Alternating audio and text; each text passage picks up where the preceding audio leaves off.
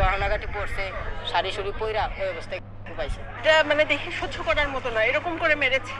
অবশ্যই বিচার চাই, মানে এটা কঠিন দৃষ্টান্তমূলক বিচার চাই, দৃষ্টান্তমূলক শাস্তি। যা দেখে অন্য মানুষ আর কোনোদিন এমন ধরনের কাজ না করে।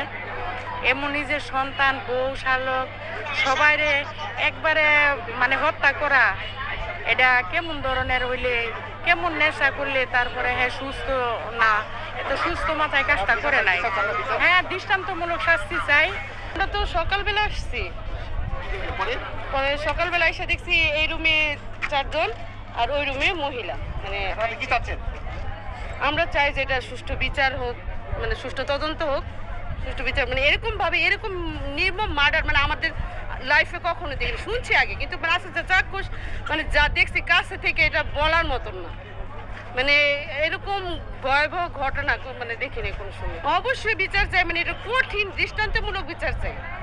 কালকে আমার ছোটো ভাইরে ফোন দিয়ে নিয়ে আসা হয়েছে যে তোর একটা চাকরির ব্যবস্থা করা হয়েছে 19,500 টাকা বলা হলে পরে আমার ছোটো ভাই আসতে চাই নাই।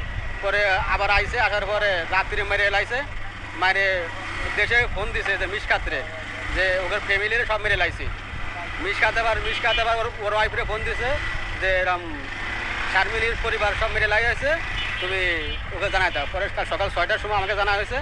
6টা থেকে আমরা আসতে আসছি না 8টা বাজছে। 8টা বাজার পর আসে দেখি আমার এই লাশ 5টা লাশ এনে পড়ে আছে। পরে আমার থানায় যেয়ে পুলিশ নিয়ে আইছে। দিনটা হচ্ছে কালকে অনেকবার ফোন দিছে ফুরকান এই বাসা আসার জন্য। তো এর আগে 2-3 দিন যাবত তার লগে কথা হইতেছে। ফোন দেওয়া বলে যে তোর লেগে চাকরি ঠিক করছি, তুই এই জায়গায় আসে চাকরি কর, তোর নাইট ডিউটি করতে কষ্ট হয়ে যায়, আমার চায়না কোম্পানি তোর চাকরি দেবো, 8টা থেকে 5টা পর্যন্ত ডিউটি। তো এই কথা বলে গেছে 20,000 টাকা বেতন। তো আমার মামার বলছে কি যে যেহেতু মামা বলতেছে যে 20,000 টাকা বেতন চাকরি না হয় তোর বসা বেড়ে টাকা দেবো আমি, তুই আয়। তো এই কথা শুনে সকালে আসার কথা বলছে। বলছে সকালে এসে সারাদিন ঘুমাবি, শনিবার দিন তোর চাকরিতে নিয়ে যাবো। তো এই কথা বলে মামার ভোটার আইডি কার্ড আমি বাইর করে দিছি। মামার চার্জার সব ভুলে থুয়ে আইতেছে, সব আমি যাই লই দিছি যে মামা তোমার ভোটার আইডি কার্ড, মানে ভোটার আইডি কার্ড আমার কাছে ছিল। তো এইগুলো আমি বাইর করে দিছি। দেওয়ার পরে মামা রাত্রেবেলায় যে আসে, আসার পরে এই ঘটনা সকালবেলা আমি জানতে পারি। তো সেই মনে করেন যে আমি সকালবেলা ঘুমাইতেছি, আমার মা আলো ফোন পাই যে এইখানে শুনছি মামার কথা। আমি এক ফালতু উঠে গেছি যে মামার কী হয়েছে, কয় আমার মানে মাই কান্দি দিচ্ছে। যে সময় শুনতে তো রসুল্লি ফোন করেছে যে মামারে মারবো কেটা, সেই মানুষ মনে করেন একা 2-3টারে বেড়ে আর সেই মানুষ মাইরা লাইছে। এই কথা শুনে মনে করেন যে আমার আর হুশ নেই। ঘুমের তো উঠে আমি কই আগে ওই বাড়ি চলো, ফুরকানরে ফোন দেয়, ওর ফোন বন্ধ। মামারে ফোন দিয়ে ফোন বাজায়, মা ফোন ধরে না। আমার আব্বা না মামা এই জায়গাতেও ফোন দিয়েছে মামার ডাকে, মামা ফোন ধরে নাকি, মানে গেটের বাইরে। আমি ঢুকে দেখি মনে করেন যে দরজা খোলা, মানে ফার্স্টে ডাক দিছি, কোনো উত্তর পাইনি। উত্তর না পাই নিচের দিক তাকাইছি, দেখি যে তাদের ফুরকানের স্যান্ডেল রয়েছে নিচ্ছে। তো এটা দেখে আমি আবার মার আব্বার ডাক দিছি, আব্বাই দিকে আসো ঘরে আসে মনে হয়, মানে ওর ধরার লেগে আমি ডাক দিছি যে ও ফুরকান মানে ঘরে এন্ন রয়েছে, মানে যাইতে পারিনি খুন টুন কইরা। তো এই কথা মনে করে আমি ঢুকছি, ঢুকে দেখি কেউ নাই, মানে এই 4টা লাশ সামনে পড়ে রয়েছে। তা আমি আর কারোর কাছে না, আমার মামার কাছে হয়ে গেছি। মামার কাছে যাই যে আমার মামার ল্যাপটা আঙ্গাইছি, দেখি আমার মামার ওই অবস্থা, মনে করে তাকাই রয়েছে। 4-5টা গোপ লাগছে, আমার ছুটাছুটি করছে, হাতেও গোপ লাগছে। লাগার পর আমি এই দেহে মনে করেন চিল্লান দিছি, চিল্লান দিয়ে গেছি মিমের কাছে। যাই দেখি মিম রে মনে করেন মুখ টুক কুপায়, নাক কান মান সবই করে লাইছে, কুপাইছে এমনভাবে। পরে 3টারে আঙ্গাইছি, 3টা আঙ্গাই দেখি একই অবস্থা।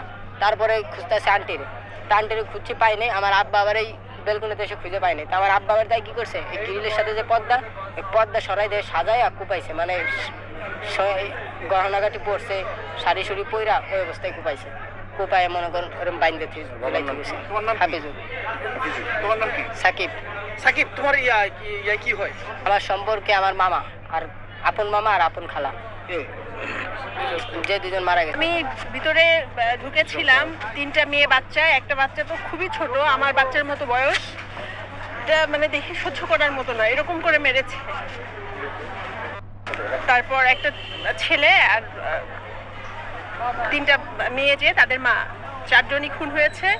সবাইকে দেখলাম ভিতরে কাজ মানে চলছে, তদন্ত চলছে, সিআইডি টিম আছে। মোট 5 জনকে মারা হয়েছে। কি মনে হচ্ছে এটা তো এখন তো বলা যাবে না, আসলে তদন্ত হোক, সব তো উঠে আসবে। মৃত্যুর কারণটা কি হতে পারে, কি মনে হচ্ছে এখানে আপনি কি জেনেছেন? এখানে এখন আসলে কোনো মন্তব্য করাই ঠিক না, যেহেতু তদন্ত কার্যক্রম চলছে। চলো, এখন কোনো কিছু না বলাই মনে হয় ভালো হবে। ঠিক আছে। আজ সকাল আনুমানিক 8টার দিকে আমরা একটি সংবাদ পাই যে কাপাসিয়া থানাধীন সদর ইউনিয়নে একটি ভাড়াটিয়া বাসায়, এই বাসায় রক্তাক্ত মরদেহ রয়েছে 5টি, এরকম একটি সংবাদ আমরা পাই এবং সংবাদ পাওয়া মাত্রই আমরা জেলা পুলিশের ঊর্ধ্বতন কর্মকর্তাগণ এবং আমাদের সম্মানিত পুলিশ সুপার স্যারের সাথে পরামর্শ করে তার দিক নির্দেশনায় আমরা ঘটনাস্থলে এসে কাজ শুরু করি দ্রুত। আমরা ঘটনাস্থলে যেটা দেখতে পাই যে 5টি রক্তাক্ত মরদেহ রয়েছে এবং এই পরিবার তারা হচ্ছে একই পরিবারের সদস্য। এই একই পরিবারের সদস্য, এই সদস্যের যিনি এই বাড়ির যিনি গৃহকর্তা তার নাম হচ্ছে ফুরকান। তিনি পেশায় একজন গাড়ি চালক, তার বাড়ি গোপালগঞ্জ জেলায়। তিনি এইখানে তার 3 সন্তান এবং স্ত্রীকে নিয়ে ভাড়া বাসায় বসবাস করতেন। ঘটনার পর থেকেই এই ফুরকান পলাতক রয়েছে। এই জন্য আমরা ধারণা করছি যে এই ঘটনার সাথে ফুরকানের সংশ্লিষ্টতা থাকতে পারে। এখানে আমরা অ্যালকোহল জাতীয় কোনো কিছু পাইনি, কিন্তু অ্যালকোহলের খালি একটি বোতল আমরা পেয়েছি। দেশীয় মদ যেটা বিক্রি হয়, সেই দেশীয় মদের একটি খালি বোতল রয়েছে। আর সাথে আমরা ভিতরে যেটা দেখেছি একটা বড় কোকের বোতল রয়েছে, কোকাকোলা। এই কোকাকোলার বোতলে কিছু কোক রয়েছে। সেই কোকের মধ্যে কোনো প্রকার অ্যালকোহল মিশ্রিত রয়েছে কিনা সেটা কেমিক্যাল অ্যানালাইসিস করার জন্য আমাদের বিশেষজ্ঞ টিম রয়েছে। তারা অ্যানালাইসিস করলে আমরা বলতে পারবো। হত্যাকাণ্ডটা আমাদের কাছে প্রাথমিক অনুসন্ধানে যেটা মনে হয়েছে, এটা পারিবারিক কলহ, পারিবারিক দ্বন্দ্বের কারণে এই ঘটনাটা ঘটে থাকতে পারে। পুলিশের কাছেও রয়েছে। এই সংবাদটি আমরা ভেরিফাই করতেছি। এটা আমরা যতটুকু প্রতিবেশী এবং আত্মীয় স্বজনদের মাধ্যমে জানতে পেরেছি যে তার বাড়ি যেহেতু গোপালগঞ্জে, এইখানে ঘটনা ঘটানোর পরে তিনি গোপালগঞ্জে একটি জায়গায় ফোন দিয়ে বলেছে যে আমি এই হত্যাকাণ্ড ঘটিয়েছি এবং পালিয়ে যাচ্ছি, কিন্তু এটা এখনো এই ভেরিফাইড না। আমরা যাচাই বাছাই করছি কার কাছে বলেছে, কোন ফোন নাম্বার থেকে বলেছে, এটা ফুরকানি বলেছে কিনা, এগুলো কিন্তু যাচাই বাছাই করার দাবি রাখে।